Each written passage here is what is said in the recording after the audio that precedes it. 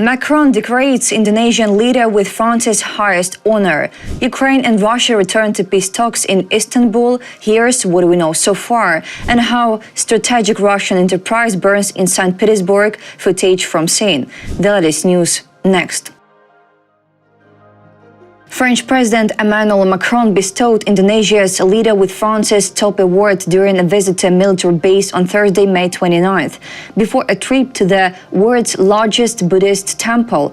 After meeting for talks in the capital Jakarta, Macron and his counterpart Prabowo Subianto flew by helicopter on Thursday to a military academy in Magelang, a city in central Java surrounded by mountains.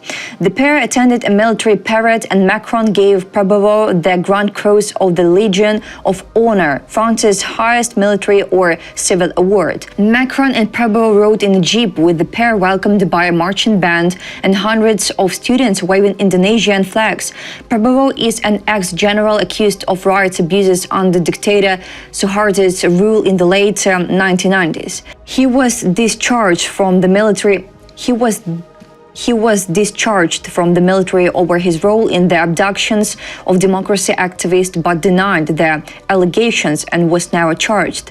On Wednesday, Macron and Prabowo called for progress on mutual recognition between Israel and the Palestinians at a key meeting next month, as Macron brought the world's most populous Muslim-majority nation into his diplomatic efforts. Indonesia has stated that once Israel recognizes Palestine, Indonesia is ready to recognize Israel and open the diplomatic relationship, said Prabowo. Indonesia has no formal ties with Israel, and support for the Palestinian cause among Indonesians runs high. The nations also signed a series of agreements on cooperation in a range of fields, including defense, trade, agriculture, disaster management, culture and transport. Macron's visit to Indonesia is the second stop of a three-nation six-day tour of Southeast Asia that began with Vietnam and concludes in Singapore. Macron will deliver the opening address Friday at the Shangri-La Dialogue in Singapore, Asia's premier security forum. Russia once again calls Ukraine to negotiations, this time with a promise to present a so-called memorandum outlining the terms for a ceasefire. In response, Kyiv has handed Moscow a document outlining its position and insists that the Russians do the same before a potential new meeting on Monday, June 2nd. RBC Ukraine has gathered what is known about the possible second round of talks and the positions of both sides. What do we know about Russia's memorandum and its demands? After no breakthrough was reached during the May 16th Istanbul meeting on a ceasefire between Ukraine and Russia, and the US declared that the negotiation process had hit a dead end, US President Donald Trump held a phone call with Russian dictator Vladimir Putin. During the conversation on May 19th, the Kremlin dictator expressed his readiness to offer Ukraine a memorandum on a ceasefire and a future peace treaty. He claimed that compromises need to be found that would satisfy both countries. Since then, the Russian side has not disclosed the content of the memorandum. However, in recent days, Russian Foreign Ministry spokeswoman Maria Zakharova stated that the draft includes several positions such as principles of a settlement, timelines for a possible peace agreement, potential temporary ceasefire if corresponding agreements are reached. Meanwhile, yesterday, Reuters, citing three anonymous Russian sources close to the talks, revealed the conditions that Putin is setting for ending the war. According to these sources, the Kremlin dictator seeks a written commitment from Western countries not to expand the alliance eastward, meaning no NATO membership for Ukraine, Georgia, Moldova, or other former Soviet republics. Russia also wants the memorandum to include Ukrainians' neutral status, the lifting of certain Western sanctions, addressing the issue of frozen Russian assets, and the protection of Russian-speaking citizens in Ukraine. The presidential office in Kyiv notes that these demands merely demonstrate the Kremlin leadership's delusion. Once again, Putin is resorting to absurd demands, including references to Moldova and Georgia, even though those countries are not involved in the armed conflict. Mikhailo Podolyak, advisor to the head of the president's office, explained to RBC Ukraine why Russia is leaking such insider details about its conditions. They want to use this false information to say, look, we're ready for certain compromises, so you should be less radical. And once again, this is a completely obvious and rather primitive tactic that Russia constantly uses. Russia offered date and venue for new talks where it will present its memorandum. Regarding the timeline for delivering the memorandum, as Ukraine President Volodymyr Zelensky stated yesterday, Russia had promised to provide the so-called document with specific points after the prisoner exchange in the 1,000 for 1,000 format. The president also said that Defense Minister Rustem Umerov, who heads Ukrainian's delegation in negotiations with Russia, reached out to his counterpart Vladimir Medinsky to find out when Ukraine would receive the memorandum. They kept assuring us it's coming, but we never received anything. No one did. We turned to the United States. They're still waiting too. Everyone is waiting, Zelensky said, adding that the memorandum has been awaited for over a week. In response, Medinsky claimed that he, not Umerov, initiated the conversation and that during the call, he allegedly proposed a specific date and place for the exchange of memorandums listing the conditions for ending the war. According to Medinsky, Russia is supposedly ready on the spot to begin substantive discussions on each point of the proposed ceasefire agreement. The Ukrainian side said they needed to consult. We are waiting for confirmation from them as soon as possible and are ready on the date we proposed in the coming days to meet in person and start working. Later, Russian Foreign Minister Sergei Lavrov also made a statement announcing that Moscow is proposing to hold the second round of talks with Kyiv on June 2nd in Istanbul. Reportedly, that is where the Russian delegation will present its list of conditions for a ceasefire. As agreed, the Russian side promptly developed the corresponding memorandum, which outlines our position on all aspects of reliably addressing the root causes of the crisis. That same evening, Lavrov held talks with U.S. Secretary of State Marco Rubio.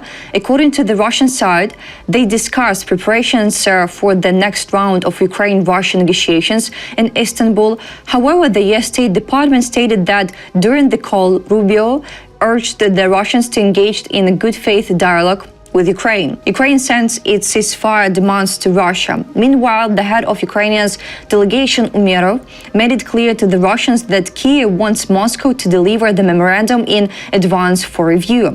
Following the meeting in Turkey on May 16th, the world expected the Russian side to formulate and send to Ukraine and its partners a memorandum outlining their vision for steps toward a ceasefire. Unfortunately, the Russian side tried to delay this process. Umerov wrote on Facebook on the evening of May 28th.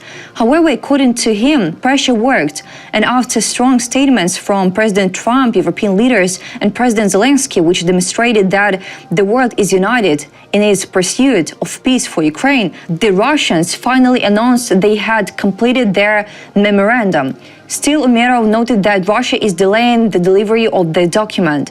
In the meantime, Ukraine has handed over its own position paper to the Russian side. I gave the head of the Russian delegation our document, which reflects Ukraine's position. They received it. We reaffirm Ukraine's readiness for a full and unconditional ceasefire and continued diplomatic engagement. He emphasized that the Ukrainian delegation is not opposed to further meetings with the Russians and expects their memorandum so that the upcoming meeting isn't just symbolic and could actually bring us closer to ending the war. The Russian side still has at least 4 days before their flight to send us their document for review, Umerov stressed. The head of the delegation also reminded that the Russian side had promised to hand over the memorandum immediately after the prisoner exchange. We call on the Russian side to immediately fulfill this promise and stop trying to derail the meeting. Diplomacy must be substantive, and the new meeting must produce results.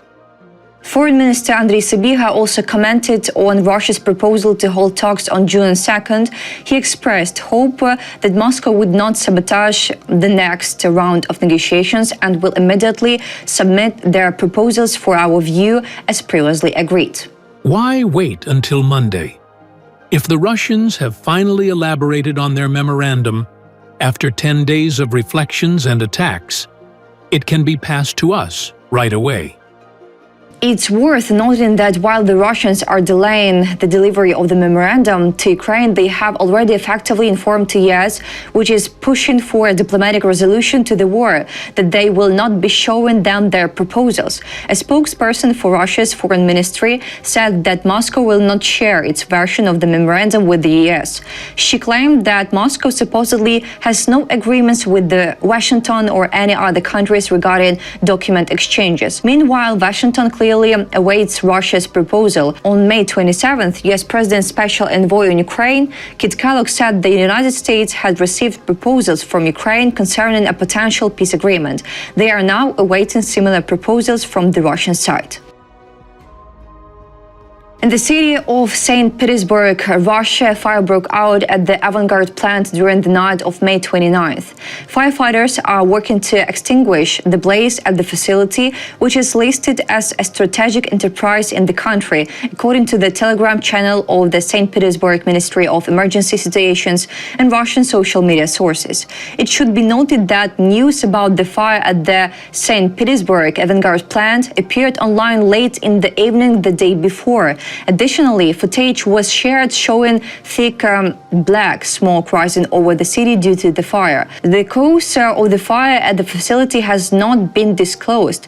Russian sources wrote that the fire emergency is not related to a possible air attack. Local authorities have not disclosed details of the incident. Meanwhile, the St. Petersburg Emergency Services reported after the first night that firefighting efforts are ongoing at the production building on Kondratyevsky Prospect 72. On the 5th floor of the 6-story building, a fire is burning over an area of 100 square meters. There are no reports of casualties, the St. Petersburg Ministry of Emergency Situations stated. It was also reported that 11 units of equipment and 41 personnel were involved in extinguishing the fire. Later, local emergency services announced that the fire at the Avangard plant had been contained. Work to completely eliminate the fire continues. The open flames have been extinguished, the city's Ministry of Emergency Situation representatives reported online. What is known about the Avangard plant according to open sources? This scientific and production enterprise manufactures radio electronics, microcircuit technology, and is involved in instrument engineering as well as the production of basic supporting structures for radio electronic equipment. JSC Avangard is listed among the strategic and system-forming enterprises of Russia and holds the status of federal scientific and production center in the country. In 2014, the Microsystem Technology Center was opened on the basis of JSC Avangard. The main building is located in St. Petersburg at Kondratyevsky Avenue 72. These winter explosions occurred in Moscow, followed by a large fire at a big warehouse. That's all for today. Thanks for watching this video. Like and subscribe.